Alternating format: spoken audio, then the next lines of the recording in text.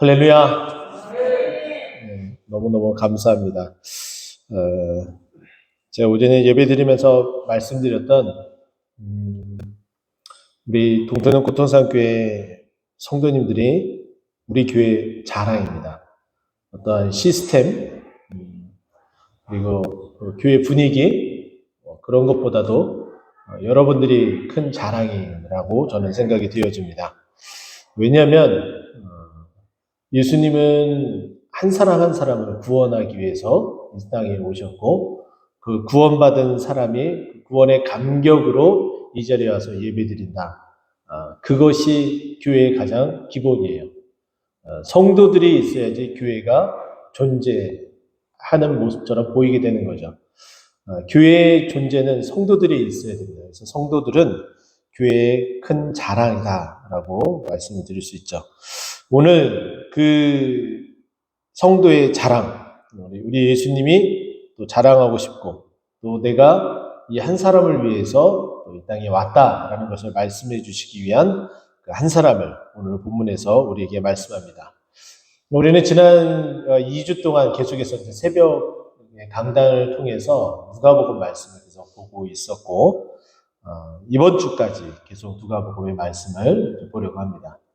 한 장 한 장, 또 그 장마다 모든 내용을 다 담을 수 없기 때문에 한 부분들을 이렇게 보게 되는데, 그때마다 저도 다시 새롭게 말씀이 보이는 부분들이 있고, 또 우리가 다시금 기존에 생각하고 있었던 그 틀에서 벗어나야지 좀 볼 수 있는 그런 부분들도 있었습니다.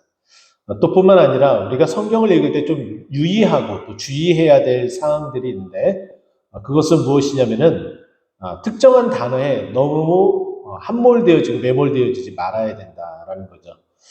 그래서 우리는 전체적인 큰 맥락 그리고 이 서신서라고 치면은 이 서신서는 누구에게 그 대상자가 누구이고 이 대상자들은 무슨 생각을 하고 있고 또 어떤 마음을 갖고 있고 이 편지를 쓴 사람과 어떤 관계에 있는지 그런 것들을 좀 생각하면서 말씀을 풀어나가야 되는 것처럼 복음서도 마태는 마태복음, 마태가 속해 있는 그 공동체를 향한 그 메시지가 무엇이고, 그리고 그 대상이 주로 어떠한 구성을 이렇게 이루고 있는지, 그런 것들을 쭉 살펴봐야 됩니다. 그래서 누가복음 같은 경우는 한 개인에게 쓴 편지에 가깝고, 또 뿐만 아니라 누가가 속해 있는 그런 공동체의 하나님의 말씀을, 근데 그 공동체는 특이하게도 의사신분이었고 또 헬라 문화에 더 많은 영향을 받고 있기 때문에 그와 같은 연관 속에서 말씀을 보고 해석을 해야 된다. 그래서 예수님의 족보부터 시작해서 그와 같은 내용들, 그리고 의사이기 때문에 생명에 관한 것들을 주로 많이 다뤘고, 또 이 데오빌로 각하가 구원을 받고 그 깊이 가운데 들어가고 어떻게 기도 생활을 해야 될지에 대해서 예수님이 알려주신 그 방법들, 그리고 그가 정말 어떻게 그 지위를 가지고 어떻게 살아가야 할지에 대한 것들도 은연중에 이제 빗대어서 이렇게 말해주고 있는 부분들이 계속 나오게 됩니다. 또 오늘은 그 말씀을 또 보게 되면 예수님께서 이 데오빌로 이 각하라고 표현하죠. 이 데오빌로에게 어떠한 메시지를 던져주고 있느냐? 당신이 아는 것처럼 유대인들에게 있어서 이방인과 죄인들 그리고 세리장 할 거 없이 다 그와 같은 죄 가운데 있는, 그리고 배척하다시피 하는 그 사람들도 구원을 받는다라는 거예요. 그래서 데오빌로도 나는 이방인인데 내가 어떻게 구원을 받을 수 있을까? 충분히 가능하다는 거죠. 죄인으로 여기지만 하나님은 죄인으로 여기지 않고 오히려 원래부터 믿음의 사람, 믿음의 안에 있는 하나님의 백성이라는 것을 강조해 주고 싶었던 거예요. 그래서 여기서 보게 되면은 인자가 온 것을 잃어버린 자를 찾아 구원하려 함이라 라고 말씀한 것은, 이 데오빌로 당신도 잃어버린 자였는데 내가 당신을 구원하기 위해서 예수 그리스도가 오셨음을 내가 당신에게 말해주고 있는 거다. 이것을 이렇게 빗대어서 말하고 있다라고 볼 수가 있겠죠. 우리가 알고 있는 것처럼 이 삭개오에 대한 이 이야기는 매우 유명한 이야기여서 하도 수도 없이 너무 많이 들은 설교 내용이에요. 그래서 우리가 예전에는 우리가 이제 개역 한글 성경에서는 뽕나무라고 이제 표현을 해서 우리가 이제 뽕나무에 대한 어떤 그런 얘기를 너무나 이제 많이 들었었는데 성경이 이제 개역 개정으로 바뀌고 나서 이 나무가 돌무화과 나무, 이 지역에서 흔히 나오는 나무로서 표현을 해주고 이제 바뀌게 되죠. 오늘 본문 보게 되면은 예수님께서 여리고로 들어가 지나가시더라라고 이야기하면서 사건이 어떻게 전개될지에 대한 이 여리고에서 무슨 일이 벌어질 것만 같은 그런 상황을 우리에게 보여주고 있습니다. 성경을 볼 때마다 우리는 항상 주의해야 될 것 중에 하나는 뭐냐면은 우리가 다시금 말씀을 볼 때도 만약에 오늘 말씀을 보게 된다면 이런 거죠. 예수께서 여리고로 여리고로 들어가 지나가시더라. 그럼 이 부분만 보게 되면은 예수님이 여리고로 들어가셨구나. 그럼 여기서 무슨 일이 벌어질까? 이런 기대감과 상상으로 봐야 된다는 거죠. 그런데 우리는 이미 이 내용을 다 알고서 삭개오로 만나겠지 이렇게 생각하고서 알고 있는 내용을 삽입해서 보게 되면은 이 문장 글자 하나하나가 주고 있는 그리고 앞으로 진행되어지는 그 진귀한 맛을 보지 못한다는 거예요. 그래서 성경을 다시금 볼 때에 여러분들이 내가 가지고 있는 선지식을 때로는 많이 지우면서 봐야 돼요. 그래서 오늘 본문 말씀도 마찬가지죠. 내용을 뻔히 다 알고 있다라고 생각하고서 보면은 아무것도 우리가 얻을 것이 없어요. 그러나 내가 모든 것을 알고 있다라고 생각하는 것을 다 지워야 돼요. 근데 또 알고 있는 선지식을 넣어야 될 부분도 있어요. 그거는 이따가 제가 이제 또 말씀을 드리도록 할게요. 자, 다 지우고서 봅니다. 예수님이 여리고라는 도시로 들어갔구나. 그러면 여리고는 과연 어디 있을까? 또 우리가 이제 성경에 대한 선지식을 다시 한번 집어넣게 된다면 여리고는 어떠한 도시지? 출애굽기에 지나고 나서 여호수아가 가나안 땅을 정복할 때에 난공불락의 성이었었던 곳이 여리고지 이 생각이 가장 먼저 들 거예요. 네, 맞습니다. 그것을 먼저 이제 머릿속에 집어넣는다면은 그 성이 매우 컸다라는 게 우리가 자세하게 알지 못하더라도 매우 컸다라는 것 그리고 그와 같이 난공불락이다라는 것은 거기가 소위 말해서 뚫리면 요충지라는 거예요. 전력의 요새화할 수 있는 곳이라는 거예요. 그 말은 뭐냐면은 거기를 통해서 들어가야지만이 어디까지 갈 수 있다는 거예요? 예루살렘까지 충분히 갈 수 있다는 거예요. 그래서 이 여리고라는 곳이 예루살렘과 어느 정도 이제 거리가 떨어져 있고 위치는 어디에 있는지 살펴보게 되면 여기가 예루살렘입니다. 여기가 예루살렘이에요. 그러면은 예루살렘으로부터 북동쪽이니까 여러분들이 보시기에는 이쪽이겠죠? 이쪽. 여러분들 북쪽, 저한테는 이쪽이지만 여러분들은 이쪽이겠죠? 북동쪽으로 36km. 그리 멀리 떨어지지 않는 거리예요. 그러니까 매우 가깝다. 그러니까 여기서 우리가 한남대교 정도 가는 거리, 그거보다 한 그 정도 거리가 되겠네요. 한남대교 북단 쪽, 그 정도까지의 거리니까 그렇게 멀지 않는 거리예요. 차로 가더라도 좋게 40분, 빨리 가면 30분 안에 도착할 수 있는 거리라는 매우 짧은 거리예요. 그래서 여기가 뚫리게 되면 예루살렘까지 단번에 진격해서 갈 수 있는. 그래서 난공불락의 요새라는 거죠. 근데 이곳을 성을 아주 강하게 그리고 튼튼하게 이것을 그렇게 만들려면은 규모도 있어야 되겠고. 근데 규모만 있어서는 안 되겠죠. 이 성을 결국은 누가 지켜요? 사람들이 지키잖아요. 사람들이 적으면 안 되겠죠. 사람들이 당연히 많이 살아야겠고 많이 산다는 것은 물자의 교통량이 많아진다는 의미도 있습니다. 또 여리고의 이름의 뜻을 살펴보게 되면은 그 이름의 뜻이 향기라는 뜻도 있어요. 향기. 이 도시가 향료가 많이 났어요. 그러면 그것을 특산화해가지고 물건을 사고 파는 어떤 일들을 하겠죠. 그러면 교통의 요충지인과 동시에 군사적 요충지이고 상업의 요충지가 되는 곳이 여리고성이에요. 그러니까 매우 발달한 곳이라는 거죠. 그러면 지금 우리가 예수님이 여리고로 들어가 지나가시더라라고 하면은 누군가가 만나도 만나겠구나. 이런 생각을 가지고 이제 보시면 되는 거예요. 이제 이해가 되셨죠? 그러면 과연 누구를 만날까? 가서 무슨 일이 벌어질까? 2절을 한번 보겠습니다. 삭개오라 이름하는 자가 있으니 세리장이요 또한 부자라. 누구를 만났다 얘기는 하진 않아요. 그런데 갑자기 삭개오라 이름하는 한 사람을 소개합니다. 그럼 우리는 대번 우리가 소설을 읽어도 충분히 눈치를 채는 경우들이 있잖아요. 갑자기 뜬금없이 누군가의 이름을 소개한다는 것은 이 사람이 한가닥 하겠구나. 소위 말해서 한가닥 하겠구나. 특별한 어떤 사건을 만들겠구나. 라는 것을 미루어 짐작할 수가 있습니다.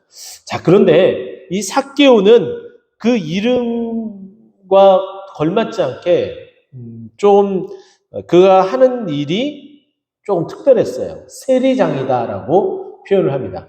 그냥 세리가 아니에요. 그냥 세리가 아니라 세리들이 있는데 그 중에 장이라는 거예요. 세리장. 굉장히 높은 지위에 있는, 소위 말해서 이때 당시만 하더라도 세리들이 소위 말해서 유대인들에게 세금을 착복을 하고 그걸 또 상납을 하고 이런 시스템이 되어져 있는 바로 그때. 그러면은 당연히 일반 백성들은 세리를 향한 그 마음이, 그 원성이 얼마나 높겠어요. 화가 좀 많이 나겠죠.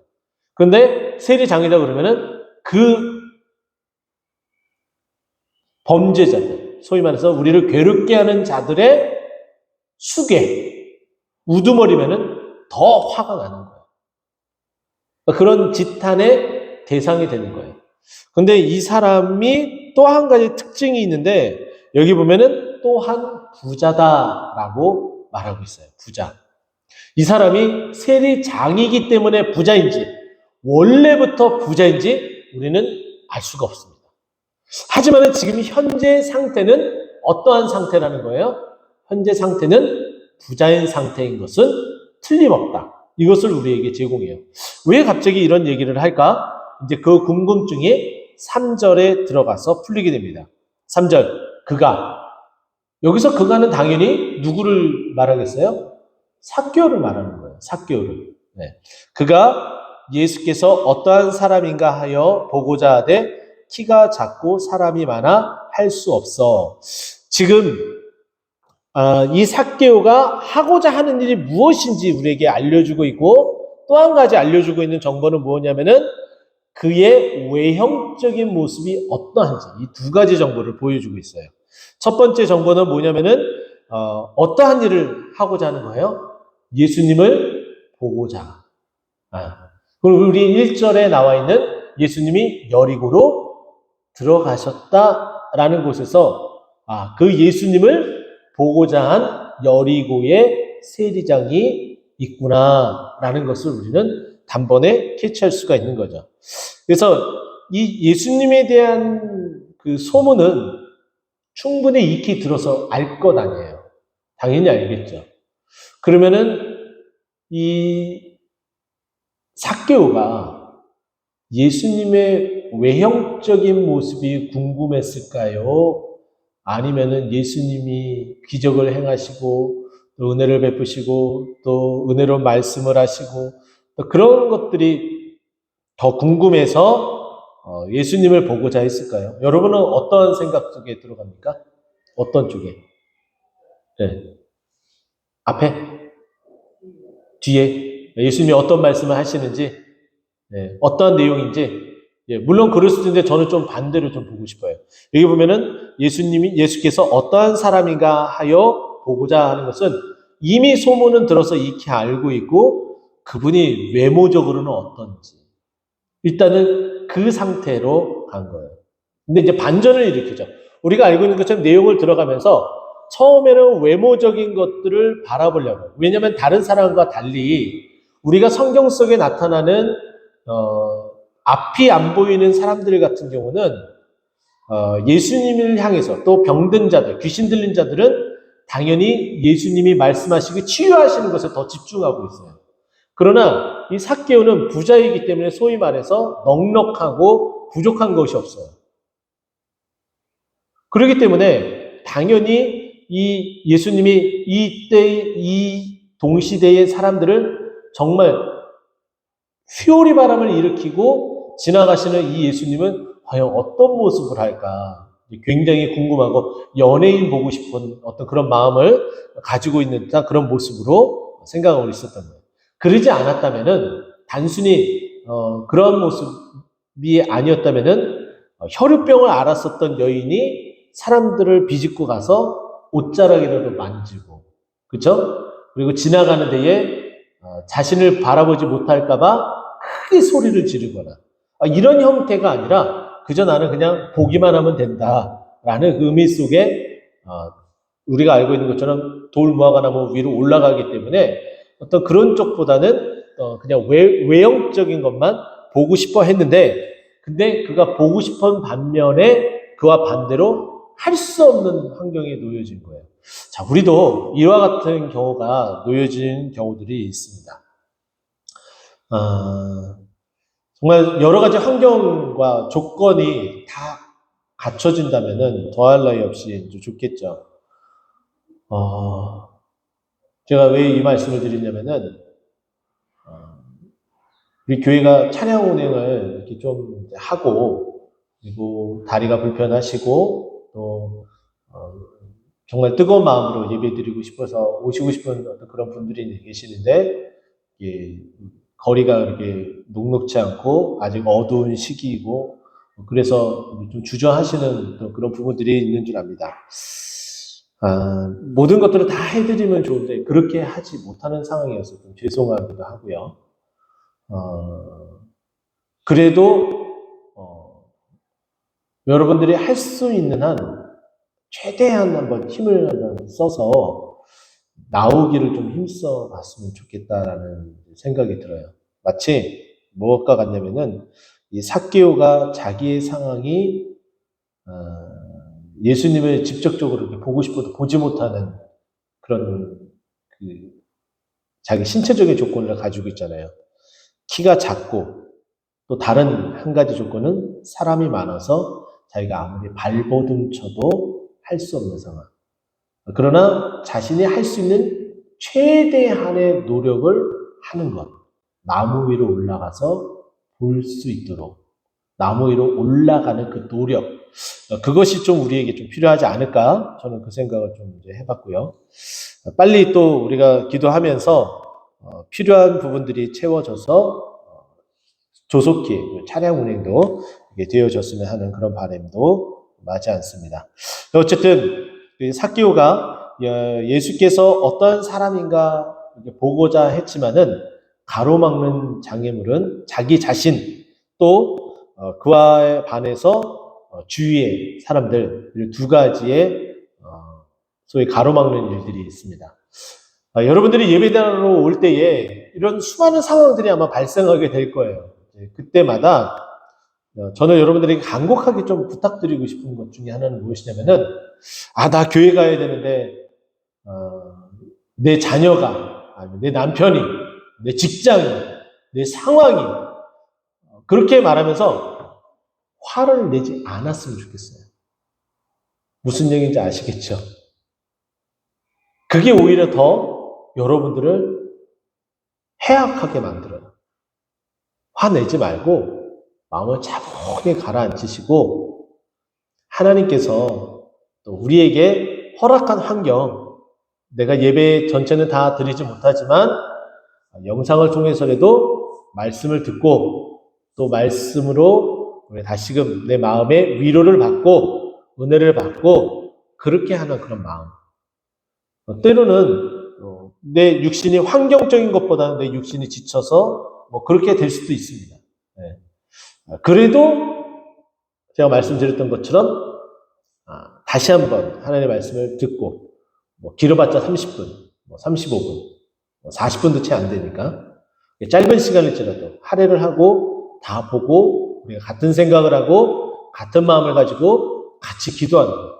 그게 한 교회 공동체가 나아갈 방향이에요. 그래서 여러분들이 그런 상황들 괜히 예배에 가려고 하는데 뭐 해야 되고 뭐 해야 되고 자녀들 뭐 챙겨야 되고 남편 챙겨야 되고 막 이러면서 짜증나면은 결국은 누구 손해예요? 자기 손해예요. 자기 손해. 전혀 그렇게 하시면 안 됩니다. 아시겠죠? 그런 걸 좀 염두에 두고 그 모든 것들을 이겨내야 돼요. 우리가 스스로가 자꾸 이겨내고 환경이 또 바뀌기를 또 바라야 되고. 제가 또 이제 고민하는 게 있어요. 그러니까 7시 30분이, 수요일날 7시 30분이 조금 애매하다 싶은 생각도 들어요. 그래서 아예 30분을 좀 늦춰서 금요 기도에는 8시 30분, 수요 경배 찬양은 8시. 이렇게 하는 것도 한 가지 방법이 아닐까. 그래서 그거는 조금 더 생각을 해보고 결정을 이렇게 하도록 할 테니까 여러분 제가 바른 결정할 수 있도록 정확한 결정할 수 있도록 기도해 주시기 바랍니다.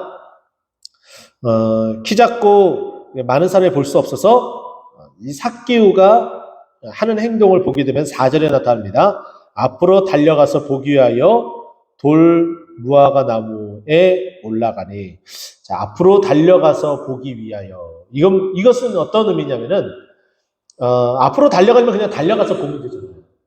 그런데 앞으로 달려가서 보기 위하여 무화과로 올라갔다. 이건 약간 말이 안 되죠. 이것은 뭐냐면은, 먼저 볼 수 있도록, 먼저 더 잘 보이도록, 이런 의미를 가지고 있는 거예요. 그래서 그곳에 이제 돌 무화과 나무 위에 올라갑니다.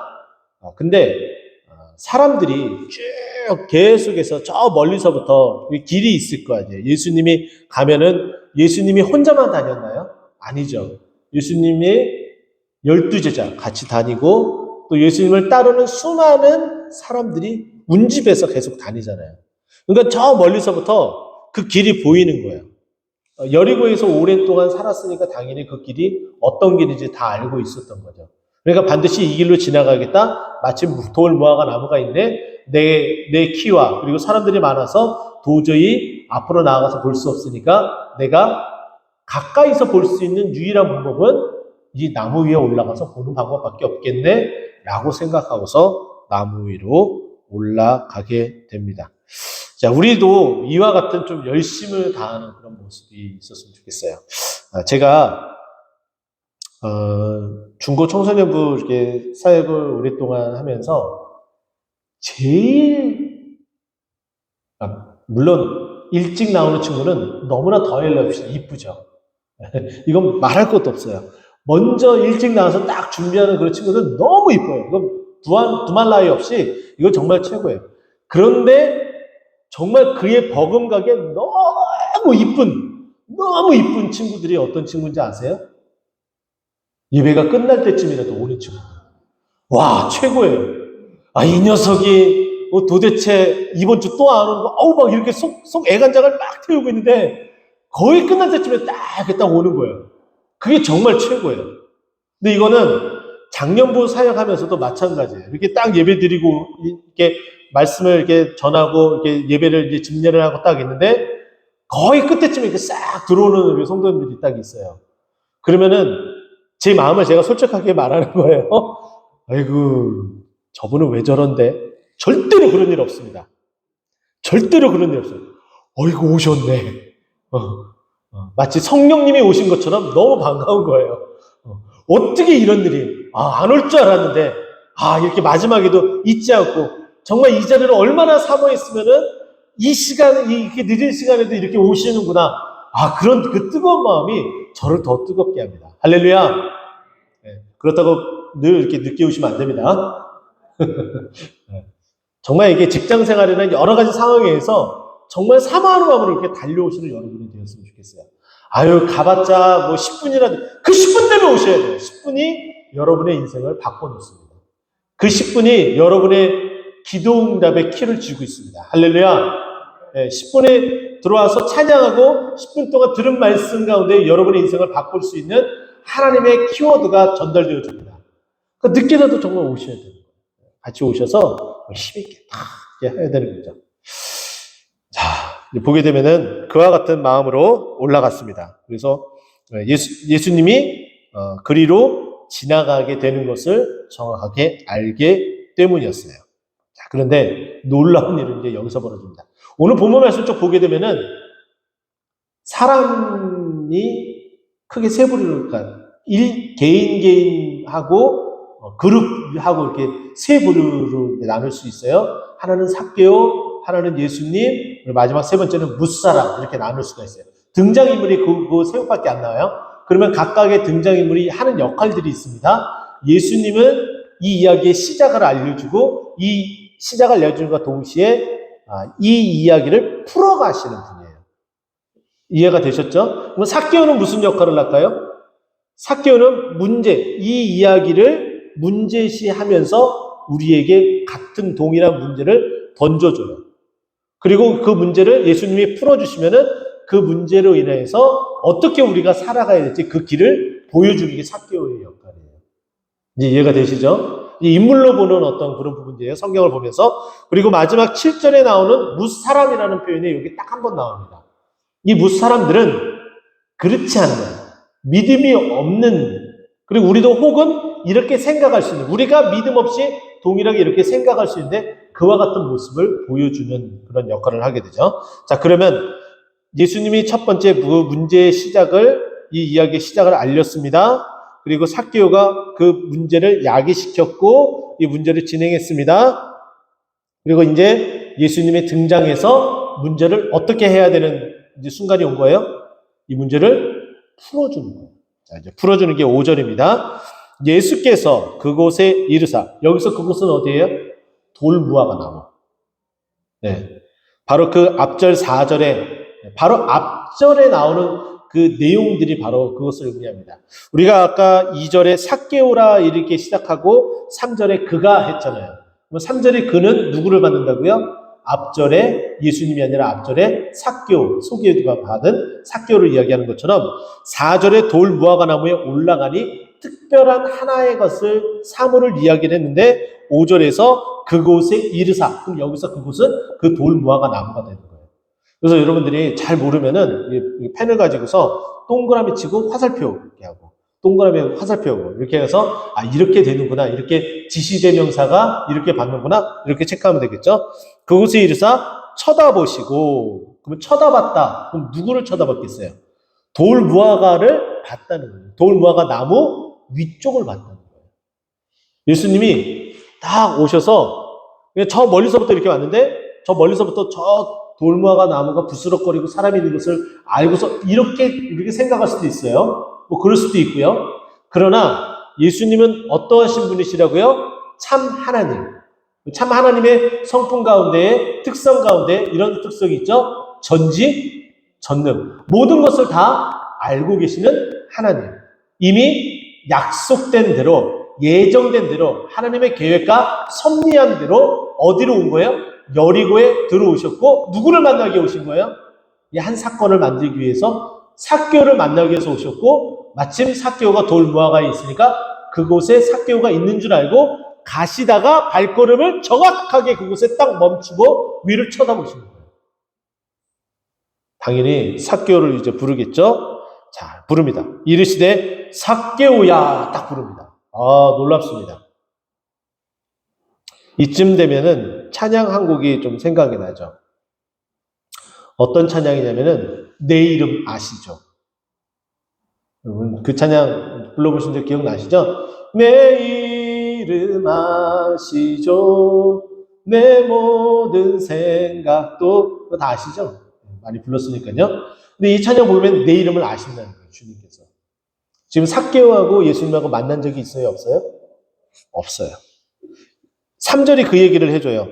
예수가 어떠한 사람인가 하여 보고자 하되. 한 번도 만난 적이 없어요. 그냥 소리만 들었던 거예요. 그럼 예수님도 당연히 삭개오를 만난 적이 없죠. 그런데 삭개오 이름을 알아요. 신기하게도. 근데 삭개오 이름의 뜻이 있습니다. 삭개오 이름의 뜻이 뭐냐면요. 깨끗한 자라는 거예요. 그 이름의 뜻이 깨끗한 자. 근데 깨끗한 자와 걸맞지 않는 삶을 살았을까? 그건 좀 후에 이제 보도록 하고요.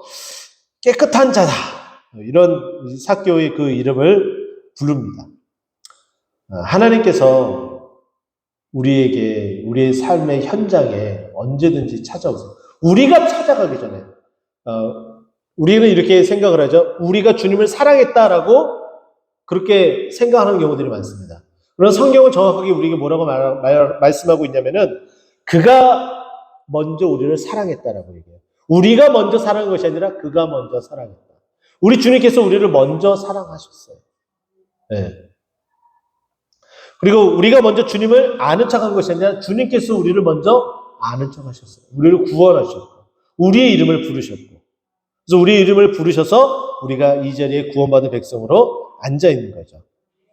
네, 속히 내려오라. 이렇게 이야기합니다. 지체하지 말아라. 라는 거예요. 항상 하나님의 말씀이 선포되어지는 곳에 지체함이 있어서는 안 됩니다.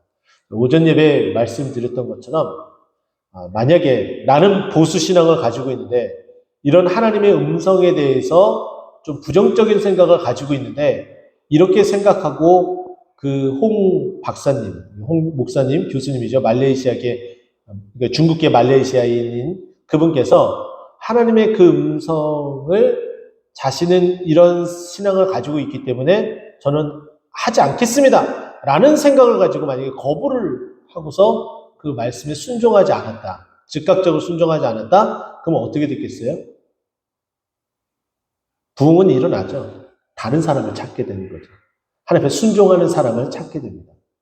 하나님은 하나님 앞에 늘 순종하는 자들을 하나님은 찾아서 말씀하시는 거예요. 그러니까 하나님께서 나에게 말씀하셨다. 그게 어떠한 모양이든 이 예배 시간을 통하여서든 아니면 다른 마음속에 감동을 하나님께 주시던 어떠한 모양이든지 간에 나에게 말씀하셨다라는 것은 순종할 만한 그릇이다라고 어느 정도는 인정받은 셈이에요. 이해가 되셨죠? 성경에 보면은 하나님의 말씀을 한 자들, 하나님의 말씀을 들은 자들을 가만히 살펴보게 되면은 죄다 순종합니다. 순종하지 아니하는 자들이 거의 없어요. 그죠? 이기 때문에 여러분들도 나에게 하나님께서 말씀하신다. 이런 계속 부담감을 주신다. 그러면 나에게 순종을 요구하시는구나. 하나님께서 나를 사용하시는구나. 이렇게 감사하게 여기셔야 돼요. 부담스럽더라도 하나님께서 책임져 주신다는 것을 기억하셨으면 좋겠습니다. 삭개오야 속히 내려오라. 내가 오늘 내 집에 유하여야겠다. 여기 집에 유하여야겠다라는 것은 깊은 관계를 맺겠다라는 거예요. 이런 깊은 관계를 맺겠다라는 건데 이거는 보통 이런 관계가 맺혀지지 않을 수는 없는 거예요. 굉장히 이런 깊은 관계는 쉽게 맺혀지지가 않아요. 어느 누가 그 집에 머물겠어요? 이 집에 머물려면은 씻을 물도 해가지고 여러 가지 모양을 이렇게 준비를 해야 되죠. 아마 지금 우리 성도님들 가운데 서로 집을 오픈하고 서로 같이 잠을 자고 이런 관계까지 가지는 아마 않았을 거예요. 그죠? 정말 이게 쉽지 않은 그런 부분입니다. 그런데 이렇게 한다는 것은 처음 보는 사람, 처음 만나서 속히 내려오라 이야기하면서 내가 오늘 니네 집에서 자야겠다 이렇게 말씀하는 것은 도저히 이건 상상을 초월하는 거예요. 근데 삭개오는 그래도 굉장히 좀 기민하고 좀 똑똑한 사람으로 저는 여겨집니다. 그러니까 자신이 어느 정도 이 기민하고 좀 똑똑한지는 좀 이 행동 묘사를 통해서 볼 수가 있는데 예수님이 어떠한 분인지 수도 없이 얘기를 많이 들었을 거 아니에요. 그래서 예수님이 어떠한지 보고 싶어서 올라갔어요. 그 방법까지 생각을 했어요. 그리고 반드시 지나가게 되면 이쪽으로 지나간다라는 것까지 계산까지 다 한 사람이에요. 얼마나 생각이 기민하고 행동도 정말 빠릿빠릿하게 움직이는 사람이겠어요. 키도 작으니까 더더군다나 그러겠죠. 자, 그런데 이렇게 생각하는 사람이 예수님이 갑자기 지나가다가 멈춰서 고개를 딱 쳐들고 눈이 딱 마주치며 자신의 이름을 딱 부르는 순간 온몸이 얼음장처럼 딱 굳어버리면서 이분이 참 하나님이구나 그것을 대번에 단번에 딱 직감하게 되는 거예요. 그 정도 그 민감함은 있었다는 거죠. 삭개오가. 자, 그렇게 이야기를 하니까 한번 이 삭개오의 반응 한번 보세요. 6절입니다. 급히 내려와 즐거워하며 영접하거늘. 처음에 한 행동은 말씀에 따라 순종해서 급히 내려옵니다. 근데 이 급히 내려옴과 동시에 즐거워하며 영접하고는 이 내용은 특히 즐거워하다라는 이 단어는 이미 자신의 이름을 부를 때에 이미 즐거움이 딱 자리 잡고 있는 거예요. 이해가 되셨죠? 나를 부르는 순간 너무 기쁜 거예요. 즐거운 거예요. 그런데 내려오라고 하시네? 근데 거기서 더 나아가서 자신의 집에서 머물자라고 말씀하시네? 그러니까 너무나 그 기쁨이 계속해서 증폭이 되는 거죠. 그러니까 내려오면서도 너무 기쁜 거예요. 그러나 너무 흥분하지 않았기 때문에 꽈당하고 넘어지진 않았습니다. 너무 즐거워서 내려오고 그리고 나서 그 기쁨만 그대로 주님을 영접합니다. 주님을 영접해요. 우리도 이와 같이 주님께서 언제든지 말씀하시면 주님을 영접하고 즐거운 마음으로 이렇게 했으면 좋겠습니다. 제가 이제 고민을 좀 많이 했어요. 이제 새롭게 시작하고 제가 여러분들에 대해서 정확하게 아직도 다 안다면 거짓말이죠. 다 파악을 이제 못한 상황이기 때문에 아직 신방을 개별적으로 이렇게 받지 않으신 분들은 제가 계속 말씀을 제가 이제 주보를 통해서 개별적으로 말씀을 안 드리더라도 저 신방해 주세요. 이렇게 말씀해 주시면 좋겠는데 아직까지도 이렇게 말씀을 안 하시고 계시는 분들이 계시더라고요. 또 그런 것들 때문에 보통 일반적으로 다른 교회에서는 춘계 대신방, 추계 대신방 이렇게 하기는 하는데 이 목회적 이 신방을 이 봄에 해야 될 것이 맞는 것인가 아니면은 여름이 지나고 좀 가을에 들어서 하는 것이 맞는 것인가 고민을 하다가 가을에 들어서 하는 게 좀 낫겠다 싶어서 제가 와서 가을에 시작을 했으니까 올해까지는 좀 가을에 좀 하는 게 맞겠다 싶어서 지금 이렇게 하고 있습니다. 근데 이런 일들이 있을 때마다 좀 즐거워하는 마음으로 했으면 좋겠어요. 무엇이든지 교회 안에서 어떠한 일을 하든지 간에 즐거워하는 마음으로. 제가 즐거워하는 마음으로 하는 것 한 가지 또 하나 말씀을 좀 드리고 싶은데 이걸 그냥 이제 여담님과 동시에 또 우리가 섬기는 마음, 기쁜 마음으로 해야 되는 그런 부분이어서 말씀을 드리는데 어떤 섬김이든지 간에 즐거운 마음으로 했으면 좋겠습니다. 가령 굉장히 이제 수고가 많으세요. 봉사부장님께서 수고가 많으시고 우리가 늘 배불리 흡족하게 행복하게 이렇게 식사를 하게끔 이렇게 많이 힘쓰시고 애써 주시는데 문제는 준비하는 것도 준비하는 거지만은 다 먹고 나서 뒤처리하는 게 또 굉장히 많이 힘듭니다. 그죠? 그래서 많은 분들이 또 열심히 도와드려요. 그래서 너무 감사한 부분들이 이렇게 제 눈에 이렇게 비칠 때마다 참 마음이 좀 흐뭇해지고 좀 따뜻해지지 않나 그런 생각을 합니다. 그런데 제가 알고 있는 설거지송이라는 찬양이 있어요. 궁금하죠? 진짜 실제적으로 이 곡이 작곡된 배경이 설거지하면서 만들어진 곡이에요. 미국의 어떠한 분이 여러 모양으로 이렇게 섬기는 것이 너무나 즐거운 나머지 설거지하면서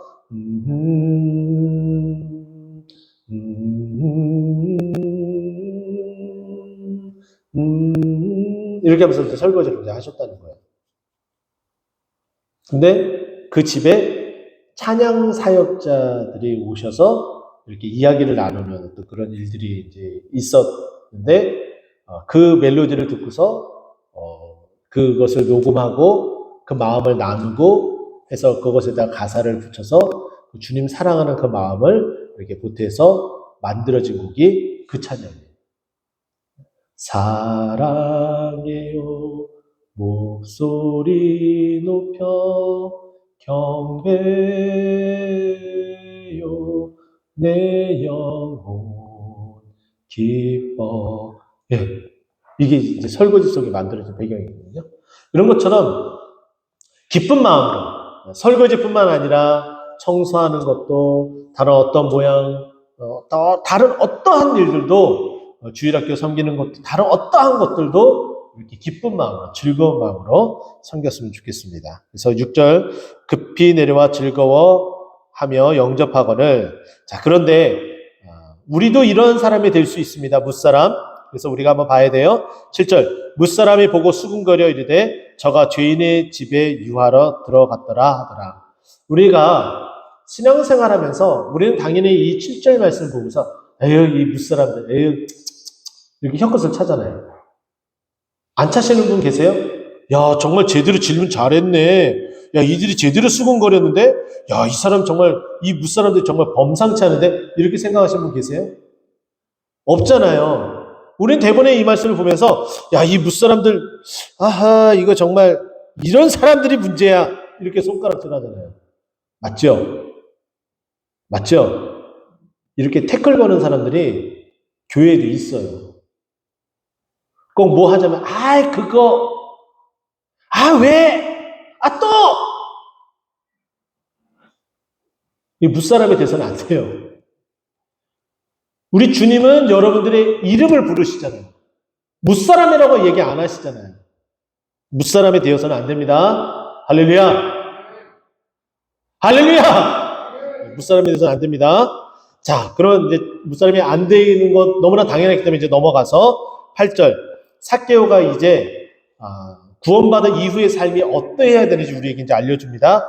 삭개오가 서서 주께 여짜오되 주여 보시옵소서 내 소유의 절반을 가난한 자들에게 주겠사오며 만일 누구의 것을 속여 빼앗은 일이 있으면 네 갑절이나 갚겠나이다. 자, 여기에 이제 두 가지 이야기가 나옵니다. 두 가지 이야기. 첫 번째 이야기는 뭐냐면은 삭개오의 삶이 바뀌는데 자신의 소유를 절반을 다 내놓겠다는 거예요. 여러분 한번 생각해 볼 때에 소유의 절반을 여기에 포커스를 맞춰야 될까요? 아니면 가난한 자들에게 주겠사오며 여기에 맞춰야 될까요? 네. 절반보다는 제가 볼 때는 절반보다는 가난한 자들에게 주겠사오며 여기에 맞춰야 돼요. 절반이 아니어도 좋아요. 일부분이어도 좋고 아주 작은 것이라도 좋아요. 나누는 거. 그 마음이 더 중요한 거예요. 그런데 그만큼 내가 받은 것이 크기 때문에 내가 받은 은혜가 크기 때문에 절반이라도 줘도 아깝지 않습니다라는 마음으로 고백을 한 거예요. 이게 첫 번째 이야기고요. 두 번째는 만일 누구의 것을 속여 빼앗은 일이 있으면 네 갑절이나 갚겠나이다라고 이야기를 합니다. 이것은 출애굽기 22장 1절 말씀 보게 되면은 배상법에 대해서 나옵니다.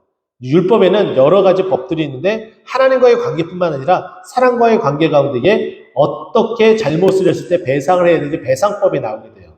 근데 소 같은 경우는 출애굽기 22장 1절을 보게 되면 그 소는 5마리를 갚아야 돼요. 5배예요. 근데 소와 양에 대해서 이야기를 합니다. 양은 4배를 갚아야 돼요. 4마리. 한 마리에 대해서 자신이 잘못했다 그러면 4마리를 갚아야 된다라고 말하고 있어요. 근데 그것을 적용을 해서 자신이 잘못했다 그러면 내가 4배를 갚겠다. 말씀에 따라 살아가겠다라는 그 의지를 말하는 것이고 또한 자신이 이 말을 한 것은 무엇이냐면은 나는 그만큼 깨끗하게 살아왔다. 자기 이름대로 자부하며 살아왔다라는 것을 또 말해주고 있어요. 여러분 생각해 보세요. 자기가 가지고 있는 그 재산에 내가 세리장이면 당연히 남의 것을 그렇게 갈취하고 폭리를 취하고 이렇게 했을 것, 일반적으로 당연히 그렇게 했겠죠. 근데 자신은 그렇게 하지 않았다. 나는 그 이름 그대로 깨끗하게 살아왔다. 자부하는 거예요. 그러면서 앞으로도 그렇게 살아가겠다라고 다짐을 하는 거예요. 두 가지가 다 포함이 돼요. 삭개오는 세리장이면서 다른 사람들의 그 눈의 그 시선에 대해서 별로 그렇게 신경 쓰지 않았었던 것 같아요. 그러니까 자신 있게 이렇게 살아왔으니까 이렇게 말할 수 있는 거죠. 자, 그러면서 이 말을 듣고 나서 이게 변화이구나. 이게 구원받은 자의 삶이구나. 이게 바뀐 자의 삶이 이래야 되는구나. 이것을 이야기해 주면서 우리가 어떻게 살아가야 될지 그 방법을 삭개오를 통해서 알게 되지만 예수님이 그걸 확증해 주시는 작업이 들어갑니다.